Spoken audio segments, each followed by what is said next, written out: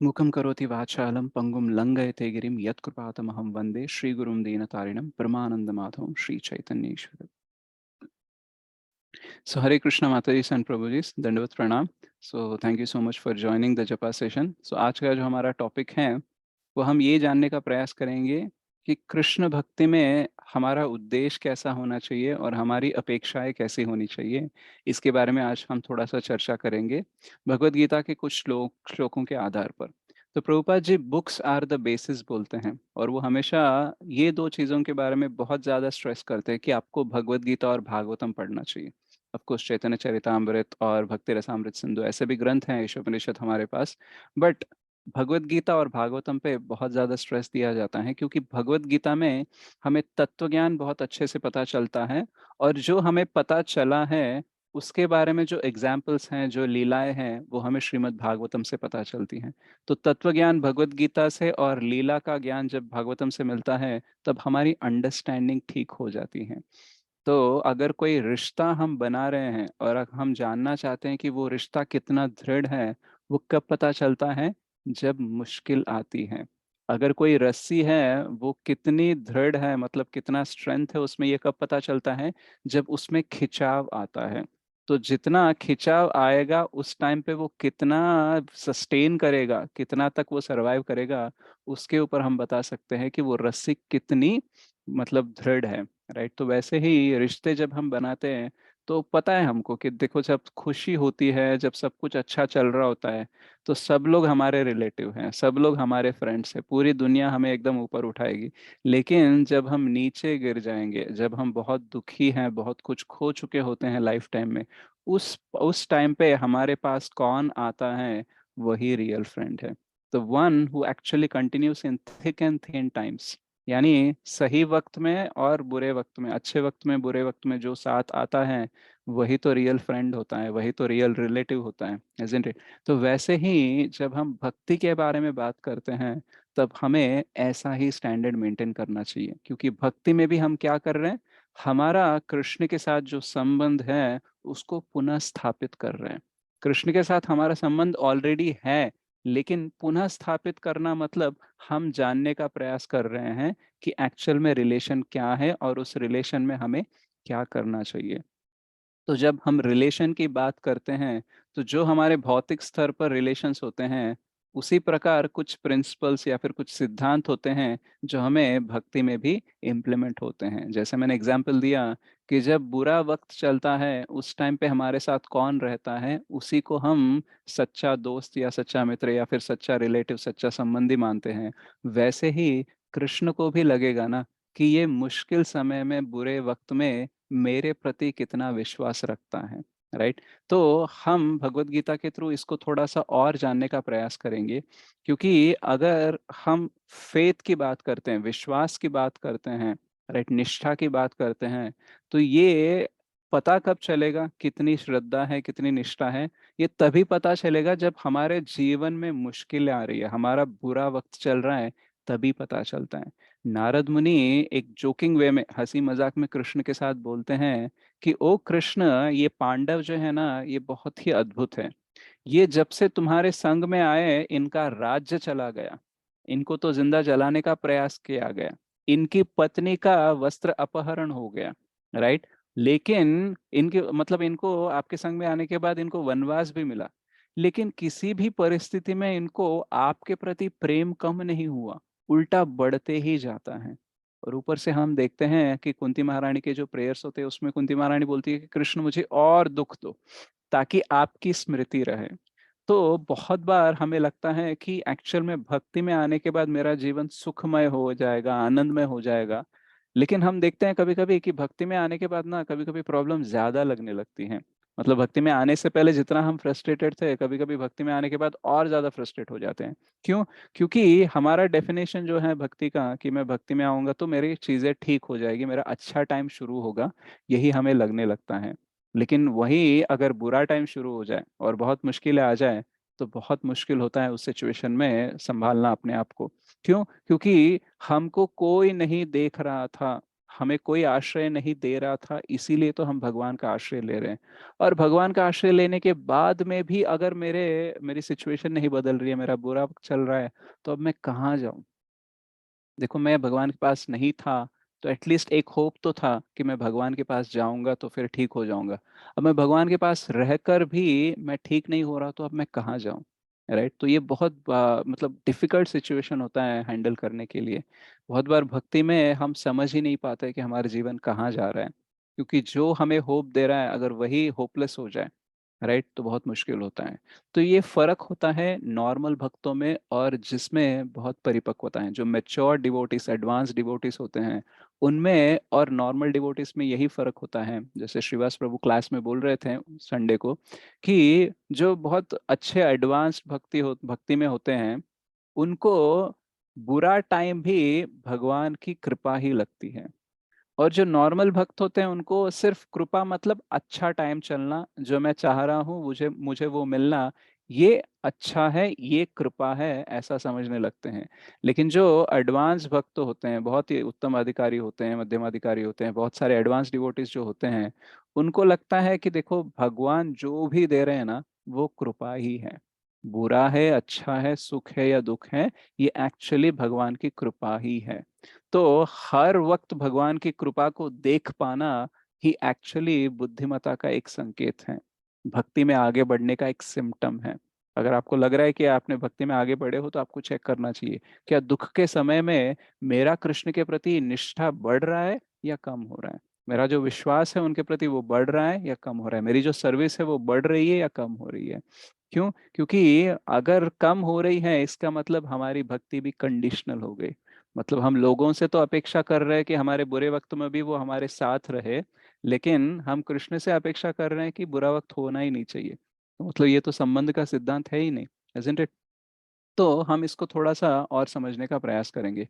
तो भगवत गीता के 7वें चैप्टर में 16वें श्लोक में भगवान बोलते हैं कि कौन वो व्यक्ति हैं जो मेरे पास आते हैं। तो चतुर्विधा भजन्ते माम जनाः सुकृत अर्जुना, आर्तो जिज्ञासुरर्थार्थी ज्ञानी च भरतर्षभ। तो चार प्रकार के लोग आते हैं मेरे पास। कौन? आर्तो, अर्थार्थी, ज्ञानी और जिज्ञासु। आर्तो मतलब जो दुखी है, अर्थार्थी मतलब जिसको धन संपत्ति चाहिए, और तीसरा जिज्ञासु जिसके बहुत सारे सवाल हैं, और ज्ञानी मतलब बहुत कुछ जानता है वही।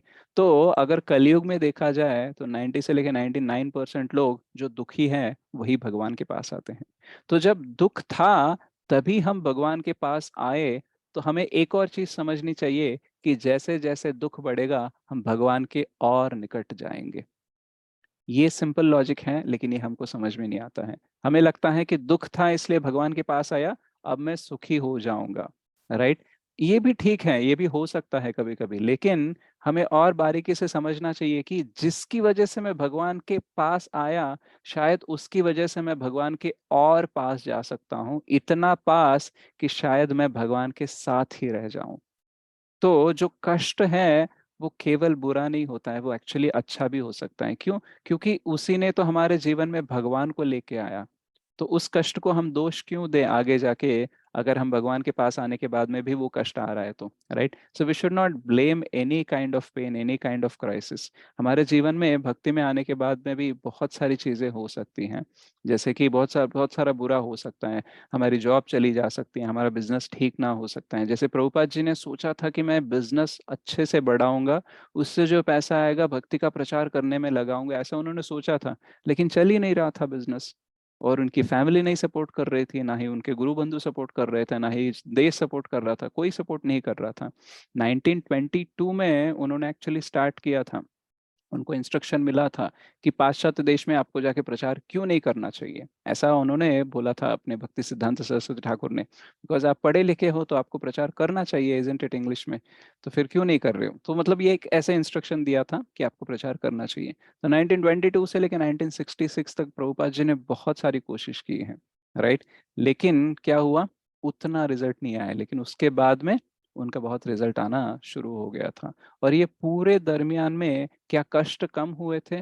नहीं, कष्ट और बढ़ते ही गए थे। लेकिन उस टाइम पे उनकी चेतना कैसी थी? कृष्ण के पास वो और अग्रसर होते गए, भक्ति में वो और बढ़ते गए, लेकिन वो कभी रुके नहीं, कभी पीछे नहीं आए। तो वैसे ही हमें भी ये मान लेना चाहिए कि भक्ति में हमेशा सुख नहीं होता है। इसको हम अलग अलग श्लोकों से भी देखेंगे, और प्रभुपाद जी का ये जो एग्जाम्पल है, इसको हम और एक तरीके से भी समझने का प्रयास करेंगे। तो 7.16 में हमने देखा कि कौन आता है, राइट। तो 4.9 में यानी चौथे चैप्टर के 9वें श्लोक में कृष्ण बोलते हैं कि जन्म कर्म च मे दिव्यम एवं यो वेत्ति तत्वतः त्यक्त्वा देहम पुनर्जन्म नैति मामेति सो अर्जुना।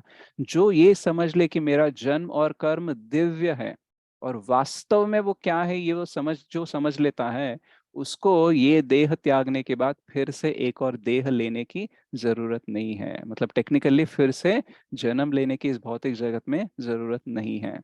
तो क्या बोल रहे हैं, जन्म और कर्म को वास्तव में जो समझ सकता है उसके लिए। और वही भगवान 7 चैप्टर के 3rd श्लोक में बोलते हैं कि मनुष्यानाम सहस्रेषु कश्चित यतति सिद्धया एंड यतताम अपि सिद्धानाम कश्चिन माम वेत्ति तत्वतः। तो हजारों में एक को इंटरेस्ट आता है कृष्ण भावनामृत में आने के लिए, यानी जीवन में परफेक्शन लाने के लिए, और उस हजारों में से भी एक को ही मैं समझ में आता हूँ। तो 4.9 में बोल रहे हैं जिसको समझ में आता है उसको पुनर्जन्म लेने की जरूरत नहीं है। और 7.3 में क्या बता रहे हैं कि सब लोग नहीं समझ सकते, हजारों में एक को इंटरेस्ट आता है, वैसे हजारों इंटरेस्टेड लोगों में से एक को समझ में आता है। और वो भी कैसे, भक्त्या माम अभिजानाति। तो भक्ति के द्वारा ही वो मुझे जान सकते हैं। उन्होंने नहीं बोला कि ज्ञान के थ्रू या फिर कर्म के थ्रू, उन्होंने बोला भक्त्या माम अभिजानाति यावान याश्चास्मि तत्वतः। तो भक्ति के द्वारा ही हम उनको जान सकते हैं। एक तो जानना इंपॉर्टेंट है उनको, तभी जाके हमको पुनर्जन्म नहीं मिलेगा, भौतिक जगत में आना नहीं पड़ेगा। और दूसरा कौन जान सकता है, हजारों में एक को इंटरेस्ट आता है, वैसे हजारों में एक ही जान सकता है। और जानने का प्रोसेस क्या है, भक्त्या माम अभिजानाति। अच्छा ठीक है, भक्ति कभी कभी करूंगा तो चलेगा क्या, नहीं, तेषाम सतत युक्तानाम भजताम प्रीति पूर्वकम ददामि बुद्धि योगम तम ये न माम उपयांति ते। तेषाम सतत युक्तानाम, ऐसे नहीं है कि बीच बीच में इंटरवल में कर रहे हो, राइट, कभी अच्छा लगा कर रहे हो, चलो आज एकादशी है तो आज माला करेंगे, स्पेशल डेज पे स्पेशल करेंगे, बाकी डेज नहीं करेंगे, ऐसा नहीं। Every day is a special day, हर दिन कृष्ण का होता है एक्चुअली, राइट। तो हमें तेषाम सतत युक्ता नाम, ठीक है, हमेशा भक्ति करनी चाहिए। और कैसे करना चाहिए, कैसे भजन करना चाहिए, भजताम प्रीति पूर्वकम, प्रेम पूर्वक करना चाहिए। तब जाके क्या होगा, भगवान बुद्धि देंगे, ददामि बुद्धि योगम तम ये नमाम उपयांति ते। तो मेरे पास तुम्हें आने के लिए जो जो ज्ञान चाहिए, जो जो बुद्धि चाहिए, वो मैं दूंगा। तो समझना इंपॉर्टेंट है, और सब लोग नहीं समझ सकते, और समझने का क्या प्रोसेस है, भक्ति। और भक्ति भी कैसी करनी चाहिए, कंटिन्यूअसली करनी चाहिए और प्रेम पूर्वक करनी चाहिए, तभी जाके ज्ञान मिलता है, तभी जाके हम यहाँ से बाहर हो सकते हैं। और यहाँ पे भगवान ये नहीं कभी प्रॉमिस करते हैं कि आप भक्ति में आ जाओगे तो सब कुछ टल जाएगा, सारे सुख आपको मिल जाएंगे, सारा संतोष आपको मिल जाएगा, ऐसा डायरेक्ट प्रॉमिस नहीं करते हैं। एटलीस्ट जब तक भौतिक जगत में हो तब तक तो ये संभव नहीं है। इसलिए अर्जुन को बोलते हैं मात्रा स्पर्शास्तु कौन्तेय शीतोष्ण सुख दुखदाह आगमापायिनो नित्यास्ताम तितिक्षस्व भारत। अर्जुन सहन करना पड़ेगा, ओके, टॉलरेट, क्यों, क्योंकि सुख दुख जो है वो आते ही रहता है, आना जाना उसका लगा रहता है। और ये सहिष्णु होने के लिए बोल रहे हैं, क्यों, क्योंकि भले ही ये दुखालय है लेकिन ये अशाश्वतम। सो दुखालय है, ये अशाश्वतम है, इसीलिए तुमको टॉलरेट करना है। अगर ये शाश्वत होता तो मैं कभी तुम्हें टॉलरेट करने के लिए नहीं बोलता, कभी सहने के लिए नहीं बोलता। टेम्पररी है, जैसे कभी डॉक्टर हमें सुई देता है, इंजेक्शन देता है, तो कभी कभी कुछ इंजेक्शन होते हैं जिसकी वजह से दर्द होता है, कुछ इंजेक्शन होते हैं ज्यादा दर्द नहीं होता है। तो डॉक्टर बोलता है इसको ना थोड़ा सा दर्द होगा, तो फिर आपको थोड़ा सा सहन करना पड़ेगा। तो हम बोलते हैं हाँ ठीक है, राइट। तो डॉक्टर बोलता है कि देखो सहन करना पड़ेगा, क्यों बोलता है, क्योंकि ये टेम्पोररीली दुख देगा, लेकिन आपकी जो बाधा है जो ज्यादा टाइम से चल रही है वो कम हो जाएगी। तो जो लॉन्ग टर्म बाधा चल रही है उसको कम करने के लिए शॉर्ट टर्म बाधा आपको थोड़ी सी ज्यादा हो सकती है। तो इसलिए अर्जुन को बोल रहे हैं अशाश्वतम, इसलिए सहिष्णु बन जाओ। अच्छा, भक्ति में आएंगे तो हम क्या, हमारे कोई ऑब्स्टैकल्स नहीं होंगे, कोई बाधा नहीं होगी, होगी। इसलिए तो 18.58 में बोलते हैं मत चित्त सर्व दुर्गाणि मत प्रसादात तरिष्यसि। अथ चेत्त्वम अहंकारा न श्रोष्यसि विनंक्ष्यसि। मतलब ये जो है, कठिनाई आएंगी, ये जो कष्ट आएंगे, ये जो बाधाएं आएंगी, ये तो आने ही वाले हैं, लेकिन डरना मत। मत चित्तः सर्व दुर्गाणि, अगर आप मेरी भावना में हो, right, if you are conscious of me, तो इस सब को आप पार कर सकते हो। तो कभी कभी हमें लगता है कि मैं इस्कॉन ज्वाइन कर लूंगा तो प्रॉब्लम सॉल्व हो जाएगी। नहीं, इस्कॉन ज्वाइन करने से, मतलब कृष्ण भावनामृत संघ में आने से प्रॉब्लम सॉल्व नहीं होती है, कृष्ण भावनामृत में होने से प्रॉब्लम सॉल्व होती है। सो कृष्ण भावनामृत संघ क्या है? एक सोसाइटी है। सोसाइटी में फिजिकली हम आ रहे हैं, लेकिन हमारी चेतना भी कृष्ण भावनामृत में आनी चाहिए, तभी जाके एक्चुअली प्रॉब्लम सॉल्व होते हैं। तो मोस्ट ऑफ द टाइम्स हमें प्रॉब्लम्स क्यों डिस्टर्ब करते हैं? क्योंकि हम कृष्ण भावनामृत संघ में हैं, लेकिन कृष्ण भावनामृत में नहीं है। कृष्णदास ए विश्वास कर ले तो वार दुख नाय। श्रील भक्तिविनोद ठाकुर बोलते हैं कि अगर आप कृष्णदास हो, ये आपने मान लिया, राइट, तो आपको कोई दुख हो ही नहीं सकता। मतलब कष्ट चलेगा जीवन में, लेकिन आपको दुख नहीं होगा। There is pain but there is no suffering. तो हमारे लिए बाधा क्यों ज्यादा है? क्योंकि हमने एक्सेप्ट कर लिया कि हम कृष्णदास हैं, लेकिन बीच में भूल जाते हैं। हमारा ओकेजनल कृष्ण कॉन्शियसनेस होता है, कांस्टेंट कृष्ण कॉन्शियसनेस नहीं होता है। तेषाम सतत युक्तानाम भजताम प्रीतिपूर्वकम। अब प्रीतिपूर्वक कब हो सकते हैं? जनरली अगर हमारे साथ अच्छा हो रहा है तो हम कृष्ण के प्रति प्रेम दिखा सकते हैं, लेकिन जब बुरा चल रहा है उस टाइम पे भी अगर कृष्ण के प्रति प्रीति है तो कोई अलग बात है। तो जैसे कुंती महारानी है, जैसे पांडव है, उनको कितना दुख भोगना पड़ा, लेकिन कभी भी कृष्ण के प्रति प्रीति नहीं कम हुई है, उनकी बढ़ती ही गई। इवन कुंती महारानी बोलती है कि मुझे और दुख दो ताकि आपकी स्मृति हो मुझे, राइट। तो मुझे प्रॉब्लम फ्री लाइफ नहीं चाहिए, but I want a life of your remembrance. तो मेरे कष्ट को हटा दो, ये नहीं बोल रहे हैं। वो बोल रहे हैं कि कष्ट दो, लेकिन आपकी स्मृति होनी चाहिए। कष्ट नहीं है, आपकी स्मृति नहीं है, ये बहुत बुरा है। कष्ट है, आपकी स्मृति है, ये बहुत अच्छा है, राइट। क्योंकि कष्ट की वजह से ही कभी कभी हम कृष्ण कॉन्शियस और अच्छे से हो सकते हैं। तो कृष्ण ये नहीं बोल रहे कि आपको कोई बाधाएं नहीं आएंगी। कृष्ण क्या बोल रहे हैं? बाधाएं आएंगी, लेकिन फिर भी आप पार कर लोगे। थोड़ा सा टॉलरेट करो, आप पार कर लोगे। अगर नहीं करोगे तो क्या हो जाएगा? अथ चेतत्वम अहंकारा न श्रोष्यसि विनंक्ष्यसि। अगर आपने अहंकार के थ्रू आपको लगा कि मैं क्यों कृष्ण को फॉलो करूं, जब मैं आया हूँ भक्ति में तो मुझे सुख मिलना चाहिए, ऐसा थोड़ी ना होता है, भक्ति में आने के बाद भी कष्ट मिल रहे हैं, तो मैं क्यों फॉलो करो अभी? अगर ऐसे एटीट्यूड आ गया तो क्या हो जाएगा? आप लॉस्ट हो जाओगे। क्योंकि कृष्ण कभी भी आपको ये प्रॉमिस नहीं दे रहे हैं कि आप ऐसा समुंदर दूंगा आपको जिसमें कोई तूफान नहीं होगा। सो कृष्णा नेवर प्रोमिसेस अ स्टॉर्मलेस सी। अगर सी है, अगर सागर है, और ऊपर से अगर भवसागर है, तो बहुत सारे तूफान आने वाले हैं, राइट। और मैं कभी भी आपको ये नहीं बोलूंगा कि भवसागर में तूफान नहीं आएंगे, ऐसा मैं देखूंगा नहीं। So Krishna is not promising a stormless sea, but Krishna promises an unsinkable ship. कितने भी तूफान आ जाए, जो नैया नहीं डूबेगी वो वाली नैया मैं आपको दिला सकता हूँ, लेकिन बिना तूफान का समंदर नहीं दे सकता हूँ। तो समंदर में ऑलरेडी हम हैं। भूरीजन प्रभु एक बार श्रील प्रभुपाद जी से पूछ रहे थे कि भक्ति में आने के बाद भी इतना स्ट्रगल क्यों, इतना क्यों माया हमें फिर भी सताती है? भक्ति में आ गए ना, अभी तो छोड़ देना चाहिए ना, क्यों इतने अभी फिर भी दुख और दर्द भोगने पड़ते हैं? तो प्रभुपाद जी बोलते हैं, जो भक्ति में नहीं होता है, जो कृष्ण भावनामृत में नहीं होता है, वो भवसागर में अकेला गोत लगा रहा है। ओके, वो अकेला प्रयास कर रहा है कि तैरने का, और डूब रहा है। लेकिन भक्ति में आना मतलब क्या? कि उसको एक नैया मिल गई, और उसके साथ साथ भक्ति में उसको क्या मिल सकता है? उसको एक गुरु मिल सकता है, मतलब वो कैप्टन मिल सकता है, उस शिप को, उस नैया को अच्छे से चलाने वाला। और बहुत सारे तूफान के बीच में से कैसे गुजरना है, इसका ज्ञान भी मिलता है उसको।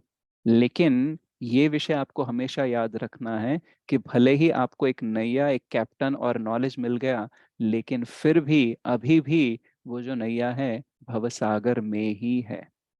तो जब तक आप तीर पर, मतलब शोर पे नहीं पहुंच जाते हैं, राइट, आप समंदर पार नहीं कर लेते, तब तक आप तूफान से नहीं, आपको मतलब you can not be free from the storms of the sea. आप तूफान से अलग नहीं हो सकते, आप तूफान के बिना समंदर रहेगा ऐसा आप सोच नहीं सकते। तो भौतिक जीवन में दुख आएंगे क्योंकि ये दुखालय है, और कृष्ण ऐसा प्रॉमिस कर ही नहीं सकते हैं कि इस दुखालय को मैं सुखालय बना दूंगा। ये तो गलत प्रॉमिस हो गया ना, क्योंकि भौतिक सृष्टि क्यों हुई है? ताकि हमको पता चले कि इधर नहीं रहना चाहिए। अगर यहाँ पे ही सब रहने लायक सुविधा कर दिया है तो इसको बनाने का पर्पस ही खत्म हो जाएगा ना। कृष्ण बोल रहे हैं कि आप यहाँ पे आए हो, लेकिन आपको यहाँ पे रहना नहीं है। और इसलिए वो हमेशा कभी कभी दुख के द्वारा हमें ये याद दिलाना चाहते हैं कि एक्चुअली आपको यहाँ पे नहीं रहना चाहिए, जल्द से जल्द यहाँ से आपको निकल जाना चाहिए। इवन माया देवी भी कभी भी हमें सताती हैं, हमें कुछ कष्ट देती हैं, तो यही याद दिलाने के लिए कि भैया आपको यहाँ पे नहीं रहना है, आपको यहाँ से निकल जाना है। राइट। और अगर आपको सिर्फ सुख मिलना चाहिए और सुख आप यहाँ पे भोगना चाहते हो, तो ये गलत एक्सपेक्टेशन हो जाएगी। क्योंकि कृष्ण ने कभी नहीं बोला कि मैं इसको भक्ति में आ जाओगे तो इसको मैं सुखालय बना दूंगा। नहीं, भक्ति में आ जाओगे तो इधर से आप ऊपर जा सकते हो, इसके परे जा सकते हो, भगवत धाम जा सकते हो। तो फोकस हमारा क्या है? ये दुखालय है और ये अशाश्वतम है और यहाँ पे हमें नहीं रहना चाहिए। अगर ये जानने के लिए सुख की आवश्यकता है तो भगवान सुख दे सकते हैं। यही जानने के लिए अगर दुख की आवश्यकता है तो भगवान दुख भी दे सकते हैं। जैसे कभी कृष्ण हमारा हाथ पकड़कर आगे लेके जाते हैं, कभी कभी माया के थ्रू पीछे से लात मार के हमें आगे लेके जाते हैं। तो भले वो हाथ पकड़ के आगे लेके जाए या लात मार के सिखाए, समझना ये चाहिए कि हम आगे ही बढ़ रहे हैं। राइट। आप देखना, कोई अगर आपको लात मारता है पीछे से तो आप आगे ही जाते हो। राइट। तो वैसे ही कभी कभी माया देवी के थ्रू हमें ऐसे लात खानी पड़ती है। क्यों? क्योंकि भौतिक शरीर में ना सारी चीजें इमिडिएटली समझ में नहीं आती है।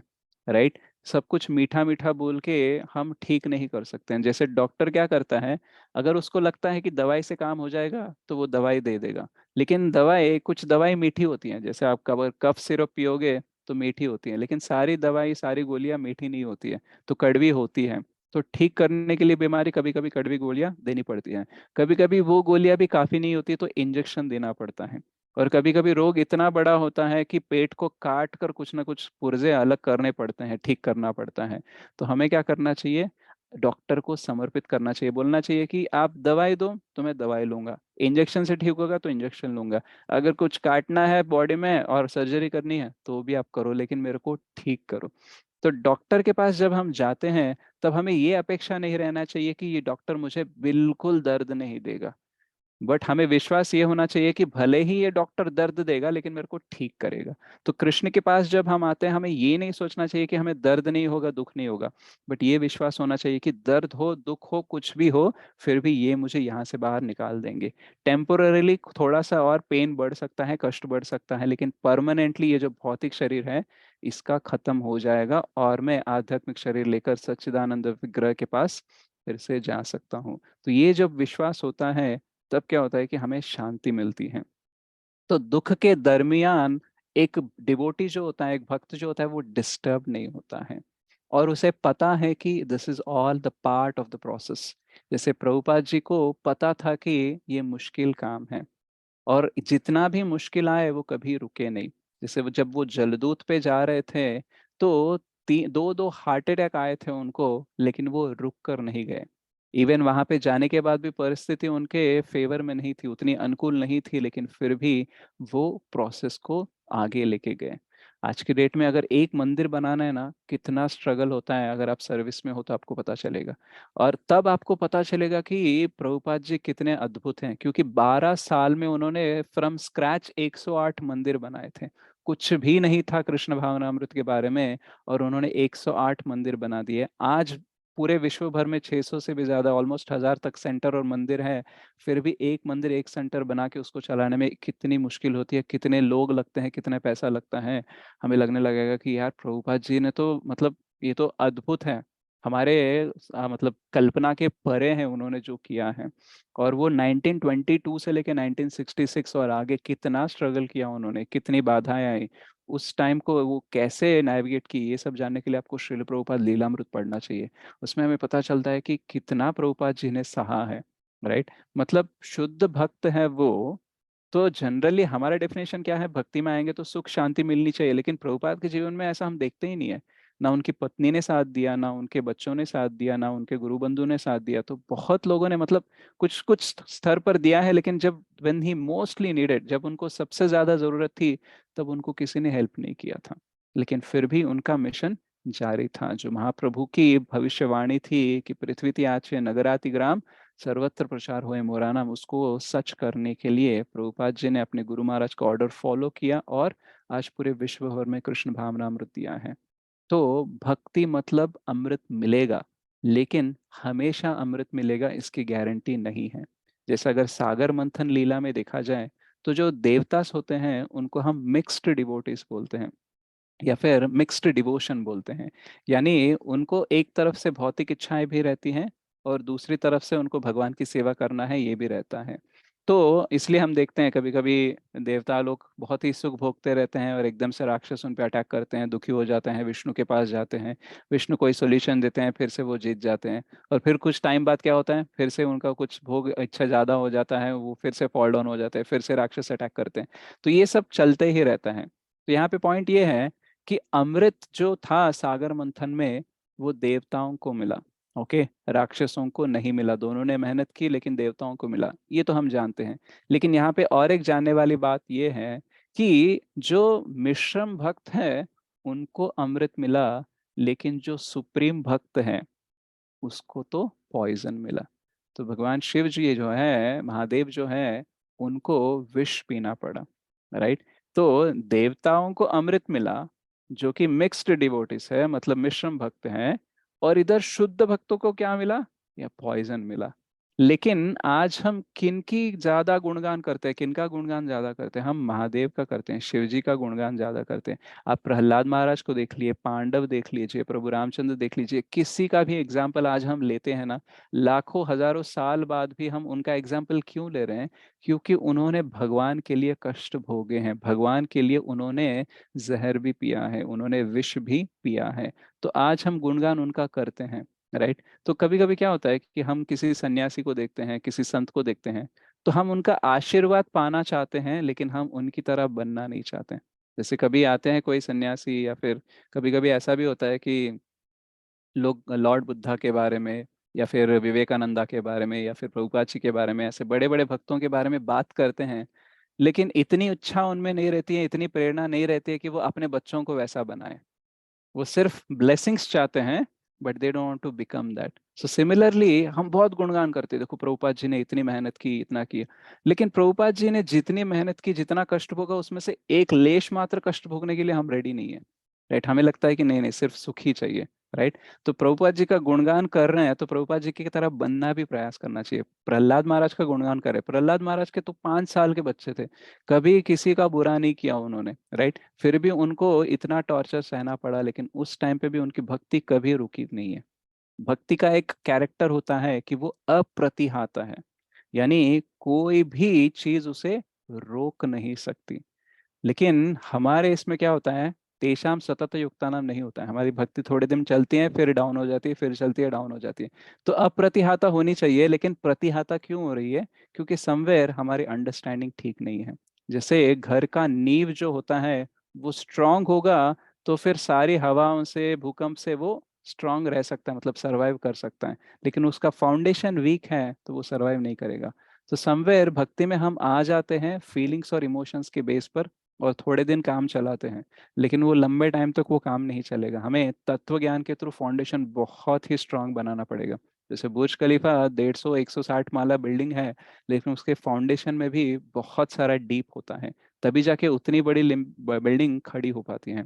तो हमें अभी अगर भक्ति में अग्रसर होना है, तो हमारा फाउंडेशन बहुत ही करेक्ट होना चाहिए। तो फिर ये फाउंडेशन हमारा करेक्ट क्यों नहीं होता है? हम क्योंकि हम टाइम इन्वेस्ट नहीं करते हैं। हम अपेक्षा तो कर लेते हैं, लेकिन क्या अपेक्षा करना है इसके बारे में स्टडी नहीं करते हैं। एक्चुअली कृष्ण हमें क्या दे सकते हैं? कृष्ण ऑलरेडी बोल रहे हैं वहां पे कि एक्चुअली ना मैं भक्त प्रणश्यति, मेरे भक्त का कभी नाश नहीं हो सकता। लेकिन वो कभी नहीं बोले कि मेरा भक्त हमेशा सुखी रहेगा। राइट। सो समझना चाहिए, भगवान ने बोला है कि मत चित्ता सर्व दुर्गाणी। ओके, मतलब रहेंगे ऑब्स्टेकल, लेकिन तुम ओवरकम कर लोगे। ये कभी नहीं बोला कि ऑब्स्टेकल्स ही नहीं रहेंगे। राइट? तो फिर अपेक्षा को समझना चाहिए और हमारा पर्पस जो है, उद्देश्य जो है वो बहुत स्ट्रांग होना चाहिए। हम भक्ति में क्यों आए हैं? थोड़ा सुख पाने के लिए, मेरे बीवी बच्चे ठीक हो जाएँ, मेरी फैमिली ठीक हो जाए, मेरा हेल्थ ठीक रहे। अगर ये पर्पस है तो ये बहुत छोटा है। उद्देश्य इतना अगर छोटा होगा ना तो ऑब्स्टैकल जब आएगा आप एक्चुअली सरवाइव नहीं कर पाओगे। जैसे मान लो अगर आप रास्ते पे जा रहे हो साइकिल लेकर, तो अगर पेड़ गिरा हुआ है तो वो साइकिल रुक जाएगी। क्यों? क्योंकि वो पेड़ को लांग कर नहीं जा सकता। लेकिन अगर मान लो एक बहुत बड़ा ट्रक आ रहा है जिसके सामने ये पेड़ जो है ना, ये जो डाली है बहुत छोटी है, तो ट्रक रुकेगा नहीं, सीधा जाएगा, उसको मारेगा, वो रोड के पार निकल जाएगा, ये अप्रतिहत होकर आगे जाएगा। तो हमारा ट्रक जैसा विश्वास होना चाहिए, ट्रक जितना बड़ा उद्देश्य होना चाहिए। मैं कृष्ण भावनामृत में क्यों आया? क्योंकि मुझे भगवत धाम जाना है, मुझे भगवान की पूर्ण रूप से सेवा करनी है, वैष्णवों की गुरु की सेवा करनी है। ये पर्पस बड़ा होगा ना तो आपकी भक्ति कभी नहीं रुकेगी। भले ही कभी कभी आपकी सर्विसेज, मतलब मान लो आप ये करना चाहते हो लेकिन शायद वो ना कर पाओ, लेकिन कभी ऐसा नहीं होगा कि आप सर्विस करना चाहते हो और आपके पास सर्विस नहीं है। If you are going for a selective service, then you may have limitation. But if you want to serve Krishna, there is no limitation. Unlimited सेवा। इस्कॉन में अगर आपको सेवा करना है तो अनलिमिटेड सेवा मिलेगा। लेकिन अगर आप बोलते हो मेरे को ऐसा ही सेवा करना है, यही सेवा करना है, तो मुश्किल है। कभी मिल सकता है, कभी नहीं मिल सकता है। लेकिन अगर आप ओपन हो कि मैं कोई भी सेवा करने के लिए रेडी हूँ, राइट, तो आपके लिए अनलिमिटेड अपॉर्चुनिटीज हैं। वैसे ही भक्ति में अगर आप आए हो क्योंकि मुझे ये चीज़ ठीक करनी है, ये चीज़ ठीक करनी है, अगर इसके लिए आए हो तो शायद मुश्किल हो सकती है। लेकिन अगर आपका उद्देश्य है कि मैं एक्चुअली कंप्लीटली ठीक होने के लिए आया हूँ और मैं उसके लिए कोई भी ट्रीटमेंट गो थ्रू होने के लिए रेडी हूँ, तो आपके लिए अनलिमिटेड कृपा मिलती रहेगी। और बुरा वक्त चले या अच्छा वक्त चले, आपको भगवान की कृपा ही दिखेगी। जैसे पांडवों को दिख रही थी, जैसे प्रहलाद महाराज को दिख रही थी, जैसे परीक्षित महाराज को दिख रही थी, वैसे ही कृपा हमें दिखने लगेगी। तो हमारे जो लाइफ में एडवर्सिटीज हैं, हमारे जो कष्ट काल, बुरा समय होता है, वो कॉमन है सबके लिए। क्योंकि जब तक हम दुखालय में हैं, दुख तो भोगना ही पड़ेगा। शायद हमारे कर्म के हिसाब से, नहीं तो कभी कभी कृष्ण प्लान करके कुछ हमें दुख दे सकते हैं। लेकिन अब ये समझना मुश्किल है कि कृष्ण दे रहे हैं या फिर मेरे कर्म के हिसाब से हो रहा है। बट हमें अल्टीमेटली ये सोचना है कि कुछ भी हो जाए, मुझे लॉयल्टी मेंटेन करनी है। हम देखते हैं कंपनीज को लॉयल कस्टमर्स की ज़रूरत होती है। कभी कभी वो बहुत बड़ा अचीवमेंट कर लेते हैं 25-30 साल बाद, तो बोलते हैं कि ये हमारे लॉयल कस्टमर्स हैं, इन्होंने हमारा हाथ कभी नहीं छोड़ा, जब हमारा प्रॉफिट चल रहा था तब भी हमारे साथ थे, लॉस चल रहा था तब भी हमारे साथ थे। तो लॉयल्टी सबको चाहिए, राइट? हमको सारे रिश्तेदारों के साथ लॉयल्टी चाहिए, सारे दोस्तों के साथ लॉयल्टी एक्सपेक्ट करते हैं, हमारे पेरेंट्स के साथ, हमारे बच्चों के साथ, सबके थ्रू हम लॉयल्टी एक्सपेक्ट करते हैं कि बुरा हो या अच्छा वक्त हो, ये हमारे साथ रहना चाहिए। हम सबसे एक्सपेक्ट करते हैं, लेकिन हम यही कृष्ण के पास इम्प्लीमेंट नहीं करते। हम सोचते हैं कि कृष्ण से रिश्ता मतलब केवल सुख, कष्ट आएगा तो फिर नो कृष्णा, सुख आएगा तो यस आई लव कृष्णा। तो ये नहीं चलेगा। तो जैसे हमारी अपेक्षा बाकी संबंधों में है, वैसे ही हमें कृष्ण में भी रखना चाहिए। तो जब जीवन में कठिनाई आते हैं तो बहुत लोग बाधित हो जाते हैं, मतलब विक्टिम्स हो जाते हैं, बहुत दुखी हो जाते हैं। लेकिन एक्चुअली एज अ भक्त हमें क्या करना चाहिए? We should not only go through the adversities in a painful mood. मतलब जो कठिन समय होता है उसमें दुखी होकर हमें गुजारना नहीं चाहिए। हमें क्या करना चाहिए? We should grow through the adversities. हमें कष्ट के थ्रू भी आगे बढ़ना चाहिए और बेहतर होना चाहिए। तो कुछ लोग कष्ट में बर्बाद हो जाते हैं, कुछ लोग कष्ट में बेहतर बन जाते हैं। तो आपको कष्ट के थ्रू बर्बाद होना है या फिर कष्ट के थ्रू बेहतर होना है, ये आपको देखना चाहिए। हर कष्ट को एक अवसर की तरह हमें लेना चाहिए कि ये अवसर मुझे मिला है, मैं कुछ बेहतर कर पाऊं। कृष्ण मुझे क्या समझाना चाहते हैं, क्या करके क्या समझा कि मुझे आगे लेना चाहते हैं, इसके ऊपर विचार होना चाहिए। मैंने तो नहीं सोचा था कि मुझे दुख चाहिए, मैंने नहीं पूछा था, लेकिन अभी दुख आया है और मैं कृष्ण के प्रति समर्पित हूँ, तो ये कृष्ण का ही प्लान हो सकता है। तो अब मुझे केवल उनके प्लान में कैसे सपोर्ट करना है, इसको कैसे समझना है, इस पे ध्यान होना चाहिए। ओ कृष्ण, तुमने मुझे ये क्यों दुख दिया? ये वाला डायरेक्शन बहुत गलत हो जाएगा, हमको कुछ नहीं सोच पाएंगे, हम धरे रह जाएंगे, हाथ पे हाथ दे के वहीं पे रह जाएंगे, रुक जाएंगे या फिर पीछे चले जाएंगे। जैसे नैया हमें मिली है, ओके, प्रभुपाद जी के कृपा के द्वारा, भक्तों की कृपा के द्वारा, गुरु के कृपा के द्वारा भक्ति का नैया जो है हमें मिला है। लेकिन कभी-कभी आप देखना, अगर आप बोट में खड़े भी तो हो सकता है कि कभी-कभी लहरें इतनी बड़ी हो सकती हैं, तूफान इतना बड़ा हो सकता है कि आप बोट में भी इधर-उधर गिर सकते हो, बोट में भी पानी आ सकता है, लेकिन बोट डूबेगा नहीं।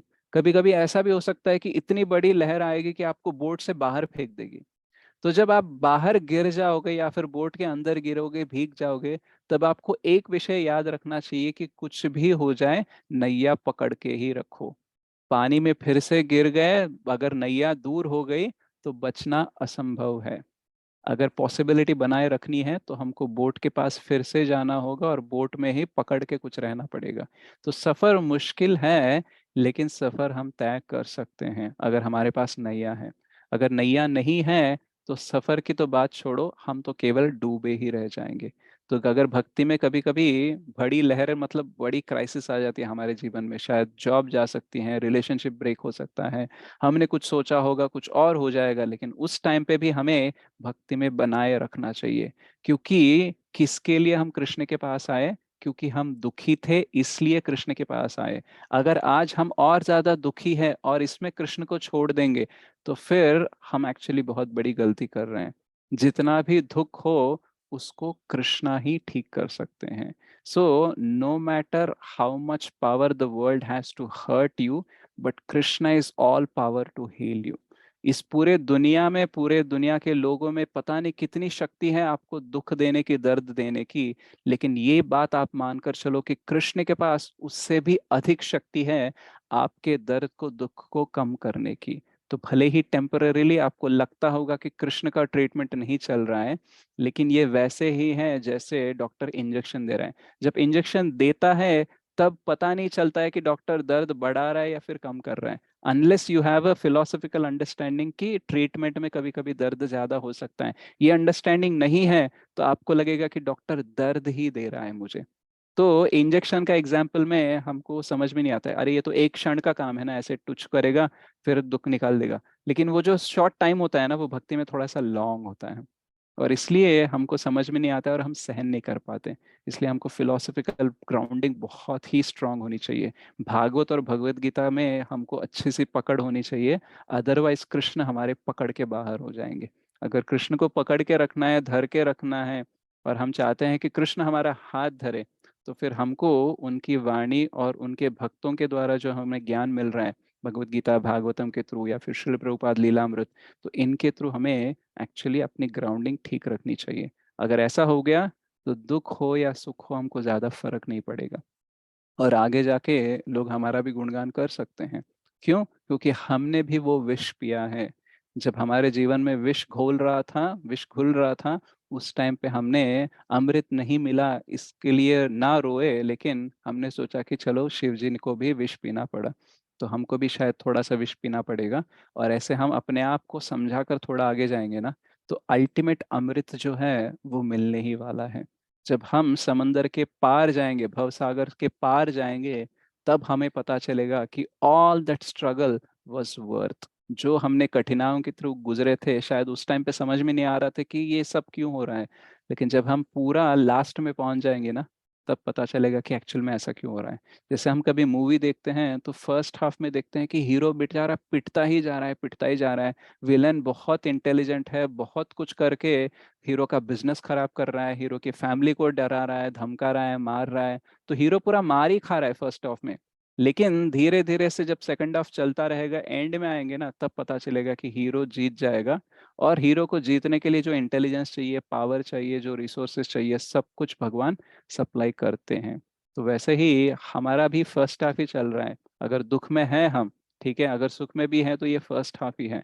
हमारा सेकंड हाफ कब कंप्लीट होगा? जब हम भगवत धाम जाएंगे, पलट कर देखेंगे हमारे जीवन में क्या होगा, तब एग्जैक्टली पता चलेगा कि हमारे साथ कौन सी चीज बुरी थी, कौन सी चीज अच्छी थी। अभी यहाँ पे बीच में है, तो हमको एग्जैक्टली पता ही नहीं चलेगा कि जो हमें कष्ट मिल रहा है वो बुरा है या अच्छा है, राइट? जो सुख मिल रहा है वो बुरा है या अच्छा है। जैसे कभी कभी मान लो अगर आपकी मन की हो जाए, तो आपको लगेगा कि भगवान की कृपा है, लेकिन कभी कभी यही हमारे लिए कष्ट का कारण हो सकती है। जैसा अगर आपकी मर्जी की हो गई, तो शायद आपको लगने लगेगा कि सामने भी, आगे भी जाके मेरी मर्जी की होगी, और इससे क्या हो जाएगा, एक्सपेक्टेशन मिसमैच होगा, तो आप ज्यादा दुखी हो सकते हो। तो हमारे मन की होना भी भगवान की कृपा नहीं हो सकती है। तो हमें क्या बोलना चाहिए? मन की हो ना हो, राइट, भगवान की होनी चाहिए। तो whether I feel that it is good or not, but Lord knows whether it is good or not, so let me go with his words only. एक छोटा सा आई थिंक कहावत होती है कि अगर मन का हो जाए तो हरी कृपा, अगर ना हो तो हरी इच्छा, right. So in both way we should be happy. मेरा नहीं हुआ तो भगवान का ही होगा ना। और अगर मेरी इच्छा भगवान की इच्छा सिंक में है तो दैट्स वेल एंड गुड। अगर सिंक में भी नहीं है तो फिर भगवान की इच्छा ही तो हो रही है, और भगवान की इच्छा कभी भी वो सुहृदम सर्वभूतानाम है। तो उनकी इच्छा से हमें कष्ट भी मिलता हो लेकिन हमारे अच्छे के लिए ही होता है। तो ये अंडरस्टैंडिंग जब आ जाती है तब भक्ति में रुचि बढ़ती है, और हम दूसरों को बहुत दृढ़ विश्वास के साथ बोल सकते हैं कि कृष्ण को मत छोड़ो, कृष्ण को पकड़ो। अगर नहीं है तो फिर हमारा भी कृष्ण भक्ति में होने का कोई गारंटी नहीं है। तो हम भक्ति में आएंगे तो फिर साइकिल लेकर नहीं आएंगे, या फिर साइकिल नहीं चलाएंगे, हमको ट्रक चलाना है। क्यों? क्योंकि बहुत सारे जो ऑब्स्टेकल्स आएंगे वो बड़े बड़े होंगे, लेकिन उसके बीच में भी हमको गुजरना चाहिए। तो श्रील प्रभुपाद जी का, बाकी भक्तों का गुणगान करना चाहिए, लेकिन ये भी समझना चाहिए कि जैसे उनकी भक्ति में आई थी बाधाएं, हमारी भक्ति में भी आ सकते हैं। लेकिन जैसे वो कभी नहीं रुके, उनकी भक्ति अप्रतिहाता थी, मेरी भी भक्ति अप्रतिहाता होना चाहिए। और मुझे ओकेजनल भक्ति नहीं करनी चाहिए, मुझे कंटिन्यूअसली कंसिस्टेंट भक्ति करनी चाहिए। तेषाम सतत युक्तानाम भजताम प्रीति पूर्वकम, भले ही थोड़ा करो लेकिन प्रेम से करो, ताकि आपको भी लगे कि यार मैं कुछ कर रहा हूँ कृष्ण के लिए। देखो, जब हमारे घर रिलेटिव्स या फ्रेंड्स आते हैं, पता नहीं हम ऐसे 56 भोग बनाए ना बनाए, लेकिन सिर्फ दाल चावल भी अगर प्रेम से उनको परोस रहे हैं ना, तो दे विल बी हैप्पी। तो वैसे ही हम 64 माला नहीं कर रहे हैं, 108 माला नहीं कर रहे हैं, बहुत बड़ी सेवा नहीं कर रहे हैं, लेकिन जितना भी कर रहे हैं ना, प्रेम पूर्वक कर रहे हो, इस विश्वास के साथ कर रहे हो कि कृष्ण मेरे हैं और मैं उनका हूँ, इस विश्वास के साथ हम करेंगे, तो फिर कृष्ण बहुत खुश हो जाएंगे, राइट। कष्ट हो कुछ भी हो, कृष्ण के प्रति हमारा प्रेम कभी कम होना नहीं चाहिए। और अगर ऐसा नहीं होना है तो हमें पहले फिलॉसफी, तत्व ज्ञान बहुत अच्छे से समझना चाहिए, और तभी जाके ये हो पाएगा। और ऐसे करते करते ही हम इस धाम से, देवी धाम से वैकुंठ धाम हम पहुंच सकते हैं। तो क्या ये मुश्किल है? ऑब्वियसली मुश्किल है। क्या ये सब लोग कर सकते हैं? नहीं कर सकते हैं, क्योंकि मनुष्य नाम सहस्रेषु, और उसमें से भी एक, तो कृष्ण ने ऑलरेडी बोला सबकी बात नहीं है, ठीक है। तो फिर अगर आपको लाखों में एक बनना है तो यही मौका है। ओके, आपको अगर लाखों में एक बनना है तो आपको मिस वर्ल्ड नहीं बनना है, मिस्टर वर्ल्ड नहीं बनना है, कोई गिनीज रिकॉर्ड नहीं बनाना है, लेकिन आप सिर्फ भक्ति में बने रहो, तो लास्ट में आप लाखों में एक ऑटोमेटिकली बन ही जाओगे। लेकिन उस टाइम तक सफर थोड़ा मुश्किल रहेगा, लेकिन हमें उसके थ्रू गुजरना ही पड़ेगा। तो एक्सपेक्टेशंस ठीक रखो कृष्ण से, और अपना उद्देश्य बहुत बड़ा रखो, ताकि ये सारी चीजें छोटी लगने लगेगी। तो कभी कभी माइंड हमारा साइज बढ़ा देता है प्रॉब्लम का, बोलेगा ये इतना बड़ा प्रॉब्लम है ना कि कोई भी फिलोसफिकल ज्ञान मेरे को ये प्रॉब्लम को छोटा नहीं बना सकता, ये प्रॉब्लम सॉल्व नहीं कर सकता। कभी कभी ऐसे लगने लगेगा कि भगवान भी कुछ नहीं कर सकते, इतना बड़ा प्रॉब्लम है। तो ये सब कुछ क्यों होता है? क्योंकि आप भूल चुके हो कि कृष्ण सर्वशक्तिमान है, सर्वज्ञ है, सर्वव्यापी है। सिर्फ आप जब भूल जाते हो तभी आपको बड़ा लगने लगता है। माइंड आपका बड़ा लगने लगा मतलब आपने भगवान को छोटा कर दिया है। भगवान को जब तक आप बड़ा बना के रखोगे, आपका माइंड आपके प्रॉब्लम को बड़ा बना ही नहीं सकता। तो ये आपको बहुत ही स्ट्रांगली समझना चाहिए। कितना भी टाइम लग जाए, जब तक ये नहीं समझोगे तब तक भक्ति में रुचि नहीं आएगी, आप आगे नहीं बढ़ोगे, ओकेजनल भक्ति ही चलती रहेगी, राइट। सो आप ये सारी चीजें आप जानकर भक्ति में बहुत अच्छे से आगे बढ़े, ऐसी हम आशा करते हैं। श्रीमद् भगवद गीता की जय, श्रील प्रभुपाद जी की जय। Thank you very much. Hare Krishna.